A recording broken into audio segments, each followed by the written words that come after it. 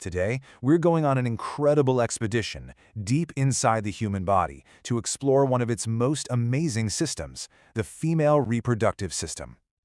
So are you ready? Because we are about to map out this complex, coordinated world. And I want you to think of this less like a dry biology lesson and more like a guided tour of a universe that's operating inside us all the time. And to really make this journey come alive, we're going to follow a single protagonist, one egg or ovum. We're going to trace its entire hero's journey, right from the beginning through every single stage, to see how this whole biological landscape works together. But before we meet our hero egg, let's just get the bird's eye view. The female reproductive system, it's not just a random collection of organs. It is a highly coordinated, cyclical system designed for one of biology's most profound events, creating potential new life. Every great story has to have a starting point, right?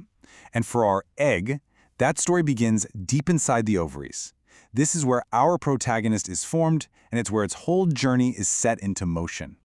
Now the ovaries, they're major multitaskers. They don't just produce the eggs, they're also the hormonal command center, pumping out estrogen and progesterone. They're kind of like these vaults of potential, holding all the keys to the entire reproductive cycle. And this part is just staggering to me. Right from birth, the ovaries contain a lifetime supply of potential. Millions of immature eggs, each one just held in this state of suspended animation, waiting for the signal to begin its journey. So, how does this journey actually kick off? Well, it happens with this really precise three-step process we call ovulation. You can think of it as the egg's great escape. First, a single egg gets chosen to mature inside its little sac, the follicle. Then that follicle travels to the surface of the ovary and it ruptures. And finally, boom, the egg is released. That one event is basically the starting gun for the entire monthly cycle. Okay, so the egg is free. But where does it go? It doesn't just float around aimlessly. Nope, it's carefully guided to the next critical stage of its journey. Let's follow it to the fallopian tubes and see how this intricate handover happens. This is where the sheer elegance of the system just shines. Right at the entrance of the fallopian tube, there are these delicate finger-like things called fimbria. And they don't just sit there. They actively create these gentle currents to literally catch the newly released egg and sweep it safely inside. It's a really remarkable and precise little maneuver.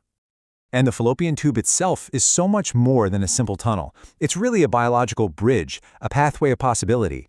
This is the spot where fertilization, the meeting of egg and sperm, is supposed to happen. And the journey through this tube takes several days, which is a really critical window of opportunity. So after making its journey across that fallopian bridge, our egg arrives at its main destination. It's an organ that has been preparing for its arrival all month long, the uterus. The uterus is often called the womb, and for a very good reason.